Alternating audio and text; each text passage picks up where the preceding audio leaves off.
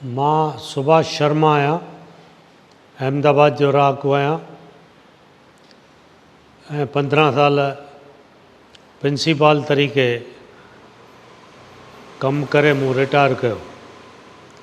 Mahatma Gandhi higher secondary school जेको गुजरात में Sindhi medium में वॾो स्कूल हो, हुनजो मां प्रिंसिपाल हुयुसि। अटकल पहिरें दर्जे खां वठी 12हें दर्जे ताईं 3000 खनि ॿार हुआ, जंहिंमें सभिनी प्रकारनि जा विद्यार्थी अची पढ़ंदा हुआ,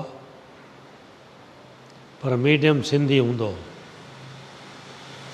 एडमिशन जे लाइ लाइन लॻंदी, उहो वक़्तु असां ॾिठोसीं।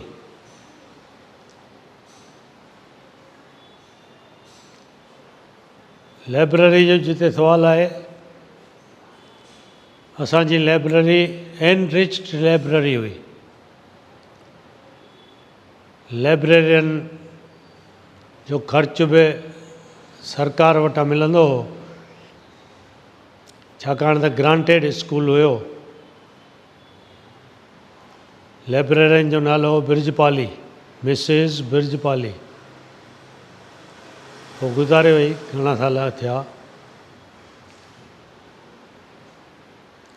अटकल 3000 खनि किताब ऑलराउंडिंग, जंहिंमें सिंधी मीडियम त अची वियो, मेजर पोर्शन सिंधी मीडियम जो हुयो, सिंधी भाषा जो हुयो। जेतोणीकि ॿियनि भाषाउनि जा किताब बि हुआ, रजिस्टर सभिनी भाषाउनि जा अलॻि अलॻि ठहियल हुआ। मूंखे यादि थो अचे,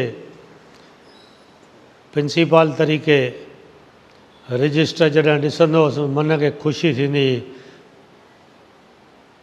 त असांजो भविष्य उज्ज्वल आहे। हे भविष्य में विद्यार्थी ईंदा, पढ़ंदा, पर अफ़सोस मां जॾहिं रिटायर थियुसि 2005 में, तंहिंखां पोइ जल्द ई डाउनफॉल शुरू थियण लॻो ऐं सिंधी मीडियम बंदि थियण जी नौबत अची वई, छाकाणि त सभिनी मैनेजमेंट्स अंग्रेज़ी मीडियम शुरू करे छॾियो। अॼुकल्ह जे वातावरण खे ॾिसी करे विद्यार्थी अंग्रेज़ी मीडियम ॾांहुं वधीक माइल थियण लॻा। नतीजो कहिड़ो थो निकिरे जो सिंधी मीडियम जा स्कूल अहमदाबाद जा धीरे धीरे सभु बंदि थी विया। अहमदाबाद छा, पर गुजरात जा बि बंदि थी विया। मां सिंधी आचार्य संघ जो प्रेसिडेंट थी रहियो आहियां, जंहिंमें गुजरात जा 24 हायर सेकेंडरी स्कूल हुआ। बड़ौदा, कुतियाना, बाटवा, वेरावल, जूनागढ़, गांधीधाम, अहमदाबाद, नडियाद, बड़ौदा, हिननि सभिनी में स्कूल हुआ। दुख जी ॻाल्हि आहे, हींअर मूं इंक्वायरी कई त सिंधी भाषा जा किताब हींअर जेका मैनेजमेंट वेठी आहे कंट्रोल करण जे लाइ, उन्हनि काॾे कया ख़बर न आहे। पर CG स्कूल वारनि, जेका असांजे ट्रस्ट जे अंडर हिकिड़ो ॿियो स्कूल जेको doctor Choithram Gidwani high school हो, जेको अञा ताईं आहे पर इंग्लिश मीडियम जो आहे, उनजे प्रिंसिपाल मैनेजमेंट खे रिक्वेस्ट करे किताब सभु बोरनि में ॿधी करे कंहिं रूम में रखी छॾिया आहिनि टिल फर्दर ऑर्डर्स। उन्हनि जो भविष्य में किताबनि जो छा थो थिए, हिकु भॻवान खे ख़बर आहे। लेखक आहियां, कवि आहियां। 12 किताब मुंहिंजा बि छपियल आहिनि ऐं गुजरात जो गौरव पुरस्कार पिणु लख रुपए जो मूंखे मिलियल आहे। तंहिंखां सवाइ NCPL जो उहो बि हिकिड़ो कविताउनि जो गज़लनि जो किताब कलेक्शन हुई, उन ते बि मूंखे लख रुपया अवॉर्ड मिलियो। कमु कुबेर नगर में हो, सर्विस मुंहिंजी कुबेर नगर में हुई। हिते सरदार नगर में नौजवान सुधारक मंडल हिकिड़ी ट्रस्ट आहे जंहिंजो मां प्रेसिडेंट आहियां। तव्हांखे ख़बर आहे त उहिदेदार पिया मटिजनि, धीरे धीरे जीअं सिंधीअ जो वाइपो बंदि थियणु लॻो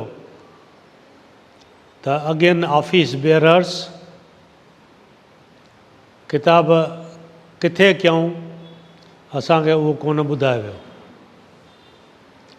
न त नौजवान सुधारक मंडल खे पिणु पंहिंजी लाइब्रेरी हुई ऐं वाचनालय पिणु हुयो। अख़बारूं जुदा जुदा क़िस्मनि जूं अख़बारूं ईंदियूं हुयूं, सिंधी भाषा जूं सभु अख़बारूं असां घुराईंदा हुआसीं। पर इंट्रस्ट माण्हुनि जो धीरे धीरे घटिजणु लॻो, उहो वाचनालय बि बंदि थी वियो त लाइब्रेरी पिणु बंदि थी वई। गुजरात गवर्नमेंट हींअर GR कढियो आहे त 5 दर्जे ताईं सिंधी मीडियम कंपलसरी हुअणु घुरिजे,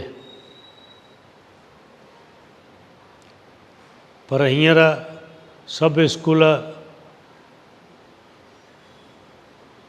स्कूलनि जूं जेके मैनेजमेंट्स आहिनि से इंग्लिश मीडियम में हलाइनि वेठियूं।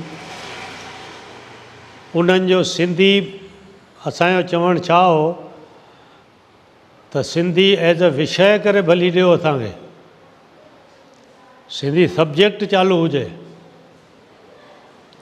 पोइ किताब बि माण्हू पढ़ंदा, ॿार बि पढ़ंदा, विद्यार्थी पढ़ंदा। पर मैनेजमेंट्स इन तरफ़ ॾांहुं को ध्यानु ॾियण लाइ तयारु न आहे। हिकिड़ो साधू वासवाणी स्कूल आहे जंहिं सिंधी मीडियम सां सिंधी सब्जेक्ट मतिलबु शुरू कयो आहे। मीडियम त कोन्हे, उते बि मीडियम इंग्लिश आहे, सिंधी सब्जेक्ट पिणु चालू कयो आहे। 5 दर्जे ताईं उते सिंधी सब्जेक्ट पढ़ायो वेंदो आहे। बाक़ी ॿिया स्कूल कोई अहिड़ो इंट्रस्ट कोन था वठनि। भॻवान खे ख़बर त सिंधी माध्यम जो छा थींदो, सिंधी बुक्स केरु पढ़ंदो, वरी कॾहिं सिंधी रिवाइव थींदी।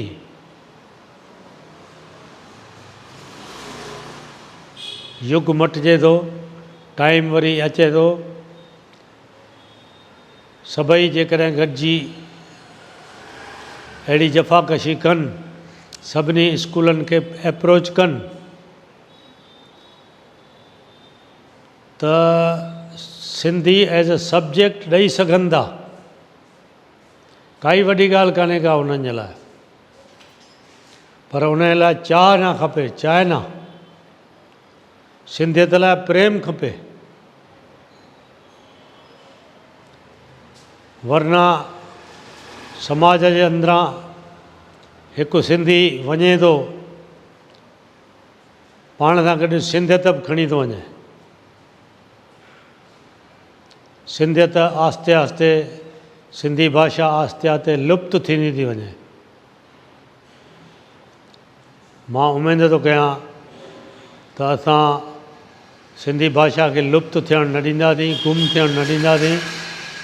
जेसिताईं असां जीअरा आहियूं, असांजी टही, असां पाण नौजवाननि खे इनकरेज कंदा आहियूं त सिंधी भाषा कमु आणियो, घरनि में सिंधी ॻाल्हायो, घरनि में सिंधी सेखारियो।